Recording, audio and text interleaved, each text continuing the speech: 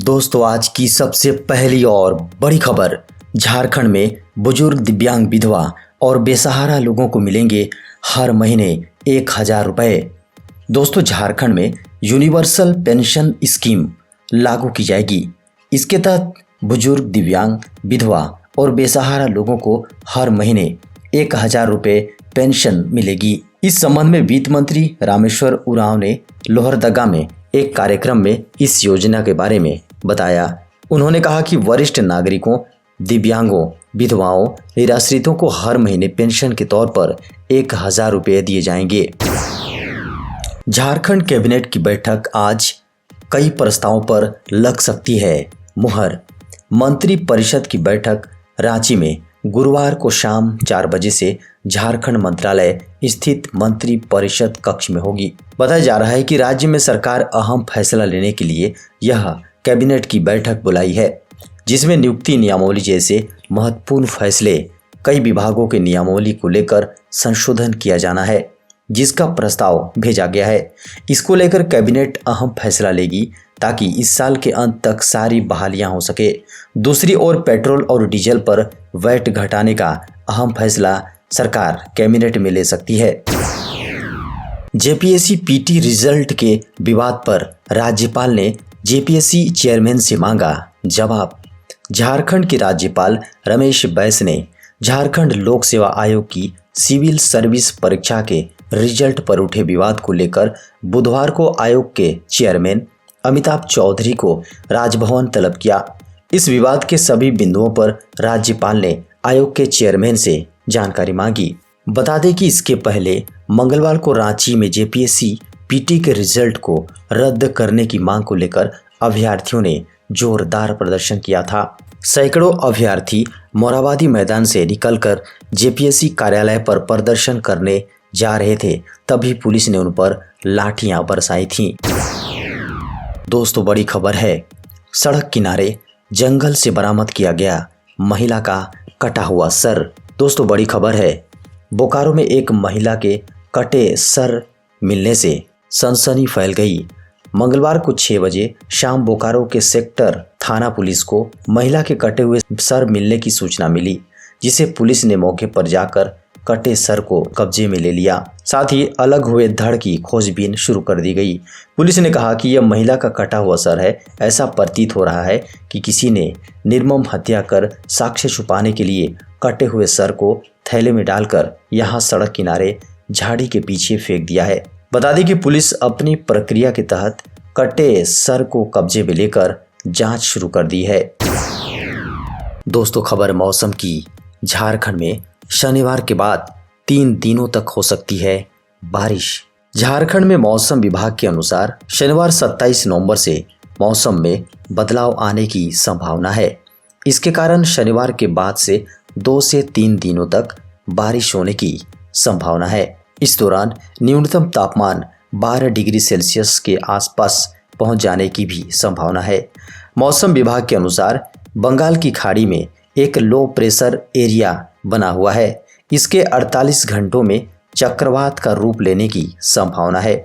इसके बाद ये बंगाल और उड़ीसा के तटीय इलाके की ओर बढ़ने की भी संभावना है, जिसके कारण झारखंड के कई जिलों में बारिश होने की संभावना है। बताया जा रहा है कि झारखंड के दक्षिणी जिले सरायकेला खरसावां, पश्चिमी सिंहभूम, पूर्वी सिंहभूम और सिमडेगा में इसके कारण तेज बारिश हो सकती है। केंद्रीय कैबिनेट का बड़ा फैसला। तीनों कृषि कानूनों को वापस लेने वाले प्रस्ताव को मंजूरी। प्रधानमंत्री नरेंद्र मोदी की अध्यक्षता में केंद्रीय कैबिनेट की बैठक में तीनों कृषि कानूनों की वापसी के ऐलान के बाद बुधवार को कैबिनेट बैठक में किसान कानून वापसी वाले बिल पर मुहर लग गई। कैबिनेट ने सर्वसम्मति से कृषि बिल वापस लेने का प्रस्ताव पास कर दिया है। पीएम मोदी ने 19 नवंबर को राष्ट्र के नाम संबोधन में तीनों विवादित कृषि कानूनों को वापस लेने का ऐलान किया था। कृषि कानूनों को वापस लिए जाने के लिए बिल को कैबिनेट की ओर से मंजूरी मिल गई है। अब इसके बाद संसद के दोनों सदनों में पारित करवाया जाएगा और तीनों कृषि कानून विधिवत रूप से खत्म हो जाएंगे। झारखंड में 1300 गैर जरूरी नियम कानून होंगे निरस्त। झारखंड में लगभग 1300 गैर जरूरी नियम कानून या तो निरस्त किए जाएंगे या उन्हें सरल बनाया जाएगा। सभी विभागों में दशकों से ऐसे नियम चले आ रहे हैं जो आज के हालात के अनुसार अप्रासंगिक हो चुके हैं। इनके कारण व्यावसायिक गतिविधियों को प्रोत्साहित करने और लोगों को नागरिक सुविधाओं का लाभ पहुंचाने में अड़चनें आ रही हैं। सरकार के विभिन्न विभागों ने ऐसे नियमों की पहचान की है। समीक्षा के बाद उन्हें खत्म करने या सरल बनाने की प्रक्रिया शुरू कर दी गई है। झारखंड के मुख्य सचिव सुखदेव सिंह ने विभिन्न विभागों के सचिवों को पत्र लिखकर इस दिशा में आवश्यक कदम उठाने को कहा है। केंद्र का बड़ा फैसला, मार्च 2022 तक जारी रहेगी गरीब कल्याण योजना। केंद्र सरकार ने गरीब कल्याण योजना को अगले साल मार्च तक विस्तार देने का फैसला किया है। यह योजना 30 नवंबर को खत्म हो रही थी, लेकिन सरकार के इस निर्णय से उन 80 करोड़ परिवारों को अगले 6 महीने तक इस योजना का फायदा अब मिलेगा, जिन्हें इसके तहत एक निश्चित मात्रा में निःशुल्क चावल और बुनियादी जरूरत की अन्य चीजें मिलती रही हैं। प्रधानमंत्री नरेंद्र मोदी की अगुवाई में हुई कैबिनेट की बैठक में गरीब कल्याण योजना को मार्च 2022 तक विस्तार देने का निर्णय लिया गया। झारखंड के मुख्यमंत्री श्री हेमंत सोरेन पहुंचे गांव नेमरा। झारखंड के मुख्यमंत्री श्री हेमंत सोरेन बुधवार को अपने पैतृक गांव नेमरा पहुंचे। मुख्यमंत्री अपनी चचेरी बहन की शादी की तैयारी का जायजा लेने पहुंचे।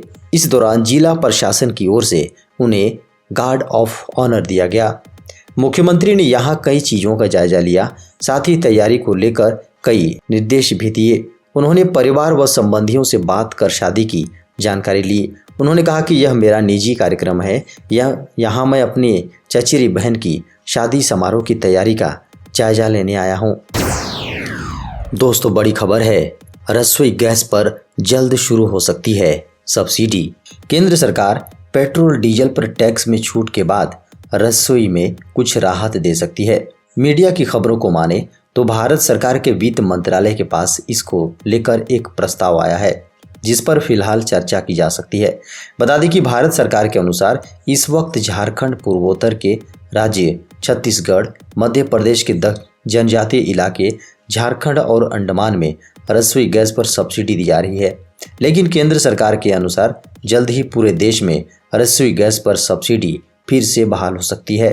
बता दें कि ऑयल मार्केटिंग कंपनियों की ओर से गैस डीलर्स को मिले संकेत के अनुसार रसोई गैस सिलेंडर पर सरकार 303 रुपए तक की राहत देने का विचार कर रही है। यानी कि अभी अगर 900 रुपये चल रहा घरेलू गैस सिलेंडर आपको 587 रुपये तक का मिल सकता है।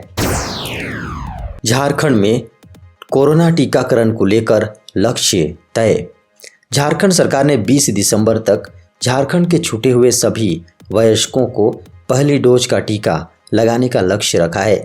हेल्थ डिपार्टमेंट के अपर मुख्य सचिव अरुण कुमार सिंह ने इसे लेकर सभी उपायुक्तों को दिशा निर्देश जारी किए हैं।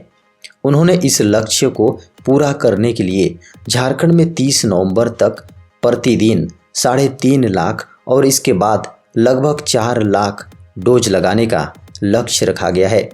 इसे लेकर अपर मुख्य सचिव ने उपायुक्तों को पत्र भी भेजा है। बता दें कि हाल ही में प्रधानमंत्री नरेंद्र मोदी राष्ट्रीय स्तर पर टीकाकरण अभियान की समीक्षा के दौरान झारखंड के उन 9 जिलों के उपायुक्तों के साथ भी रूबरू हुए थे जहां 50% से कम टीकाकरण हुआ है।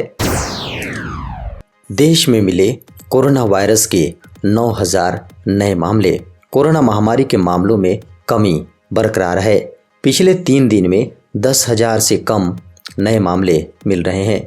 हालांकि 2 दिन पहले के मुकाबले पिछले 24 घंटे में कुछ अधिक 9,283 नए मामले मिले हैं। इस दौरान 437 लोगों की कोरोना से मौत हुई है, जिनमें से 370 मौतें अकेले केरल से है। केरल में भी पहले हुई मौतों को नए आंकड़ों के साथ मिलाकर जारी किया जा रहा है, इसलिए संख्या बढ़ रही है। बुधवार शाम को जारी किए गए आंकड़ों के अनुसार केरल ने कोरोना वायरस के 4,280 नए मामले सामने आए हैं, जिनमें 5,379 रिकवरी हुई और 35 लोगों की कोरोना से मौत हुई है। इन दो सरकारी बैंकों को प्राइवेट करने की तैयारी में सरकार सेंट्रल बैंक ऑफ इंडिया और इंडियन ओवरसीज बैंक का निजीकरण कर सकती है। खबरों के अनुसार सरकार विंटर सेशन में बैंकिंग कानून में बदलाव कर सकती है।